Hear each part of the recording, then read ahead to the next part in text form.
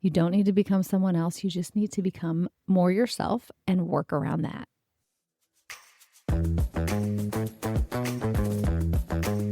You're listening to Overwhelmed Working Woman, the podcast that helps you be more calm and more productive by doing less. I'm your host, Michelle Gauthier, a former overwhelmed working woman and current life coach. On this show, we unpack the stress and pressure that today's working woman experiences. And in each episode, you'll get a strategy to bring more calm, ease, and relaxation to your life.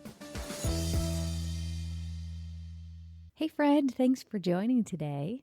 Today we're going to be talking about one of the most powerful things that you can do to become more productive, less distracted, and less overwhelmed. And that is learning how to plan and structure your day around who you are and what actually works for you. Not works for like the Instagram person who you follow, not what works for me, not what works for the coworker who sits in the office next to you, but what actually works for you. This is something that I work with on every single one of my clients. And it's just really learning to understand what works best for your own brain, not judging what that is, but instead embracing it. There are lots of things to consider when you're answering this question of what works for me, what is my personality, my planning personality, my productivity personality. But today, when you listen, you'll discover the 3 key questions that you need to ask yourself in order to plan in a way that works for you.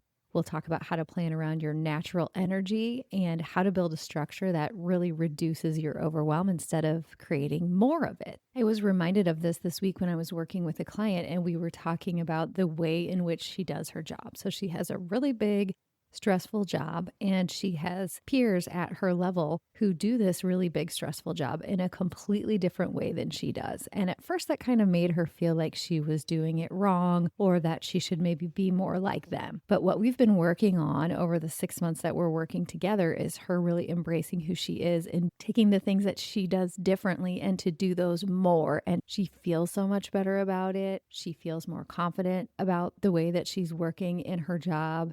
And it's just been really fun to see her embrace who she is. So she didn't actually have to change at all. She just had to change the way that she was thinking in order to become more productive.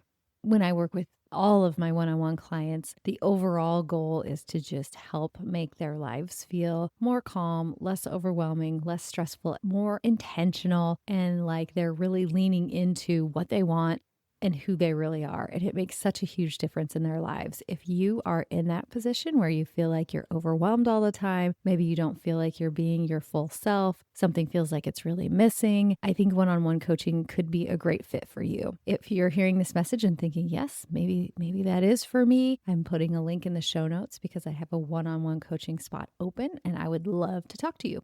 Okay, let's get into it. So, as I mentioned, the goal by the end of this short episode is for you to get clarity on a few new things about yourself so that you can feel less overwhelmed and be more productive. But before we start on those questions, I want you to think about when in your life have you felt productive and calm? Like when is a time that you felt like you were really firing on all cylinders and like things were really working for you? Was it a time when you were doing weekly planning at the beginning of the week? Was it a time where you worked in a job where your day was naturally broken up and you were able to get up and walk around and walk away from your desk? Is it a time where you could make your own schedule? So just think about it for you. If you were to look back and think of a time in your life when you felt the most productive while also not feeling stressed and overwhelmed, what was going on? Okay, now we're going to dig into these questions where you're going to try to figure out the answer for you and then embrace this thing about you. Number 1 is, when do you feel most naturally energized during the day? Not when you think you should. You know, there's that whole like 5 a.m. club concept of like, get up, and if you want to be more successful, get up even earlier. And maybe that works for you and maybe that doesn't. So when in the day do you feel sharp and creative? For some people, it's like 6 a.m. For example, I literally wrote this podcast at 6 a.m. For others, it's like 10 p.m. And if you're not a morning person, you don't need to join the 5 a.m. club and force a morning routine that makes you feel miserable. Instead, you need to think about and embrace the times where you feel most creative and productive. I feel like the handsome man friend and I are complete opposites on this. So my most likely time to go to the gym is either 5:30 in the morning or 8:30 in the morning. And his most likely, actually only time, I don't think I've ever seen him go to the gym in the morning, is like 6 p.m. or 7 p.m. I think I would rather die than go to the gym at 7 p.m., but that's when he feels like he most wants to exercise. In the evenings, we'll be watching a TV show and I'll say, okay, I'm done. I'm going to go to bed. He's like, okay, I think I'm going to go do a couple hours of work. I'm like, a couple hours of work? Oh my gosh, I could just never do it. But I also am awake in the morning. And as soon as I'm awake. And he is not a morning person. He's quiet. He really doesn't want to talk. I actually kind of try to avoid him because I'm overwhelmingly awake in the morning.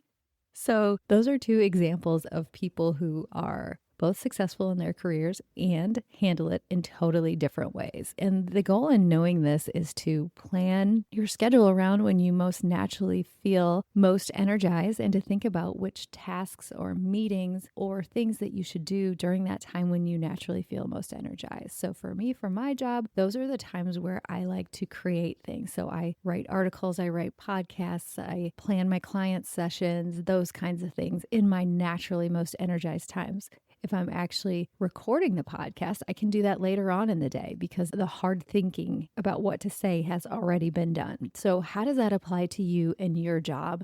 And if your brain is saying, well, I don't have the kind of job where I can make my own schedule. Other people put meetings on my calendar. I remember that. I have been there too. And if you think about what's in your control, there's probably more than you think. For example, there are meetings that you're in charge of that you schedule the time for. There is the time that you start work. There are the times that you can block off on your calendar when you need to do heads down work without being disturbed. You can even put yourself on do not disturb, even if it feels a little bit uncomfortable. So I would push you if your brain said, well, I like to work in the morning, but I always have a lot of meetings in the morning. How can you change that? Where can you make a slight change to your own schedule? Okay, so that's question number one.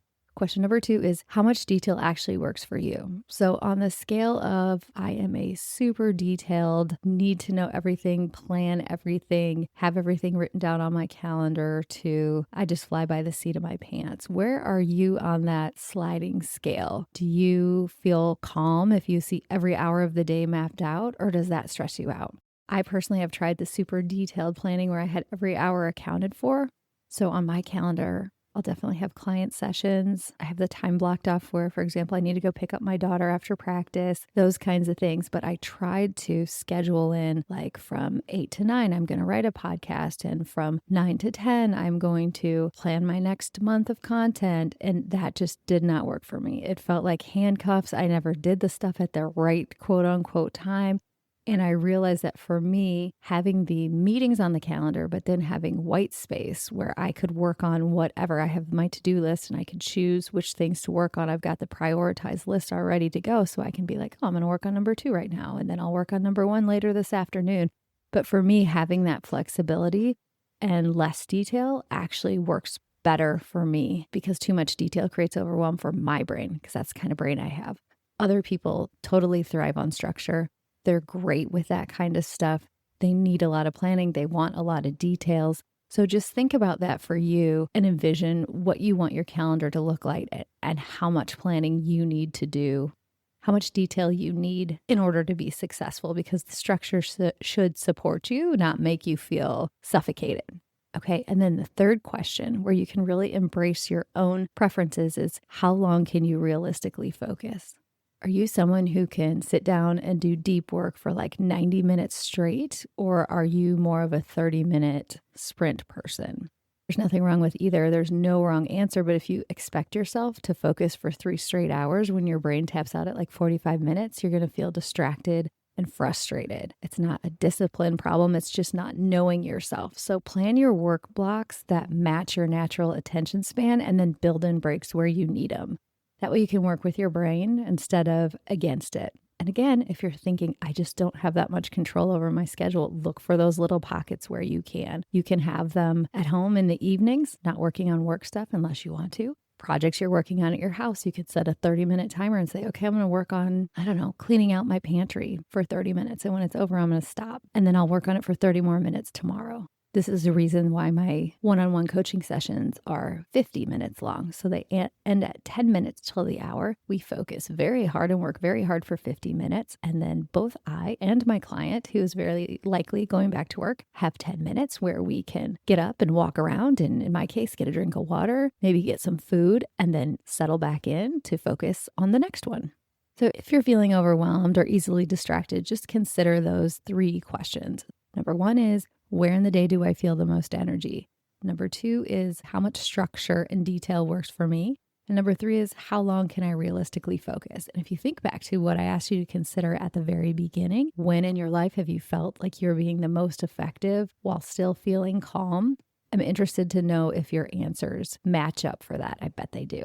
Just remember that planning and productivity is not a one-size-fits-all. Sometimes I'll see things where it's like, this is the only way to do it. And I'm sure it is the only way to do it for that particular person. But take what you need and leave the rest. Understand yourself. You don't need to become someone else. You just need to become more yourself and work around that. That's it for this week. If you are interested in this one-on-one coaching spot that is open, set up a consultation with me and we will talk through it. I will get to understand what's going on with you and why you're looking for coaching right now. And I will explain to you what we would do in coaching and how we would approach where you're trying to get. I'd love to talk to you. Have a great week. Thank you for listening to the Overwhelmed Working Woman podcast. If you want to learn more about my work, head over to my website at michellegothier.com. See you next week.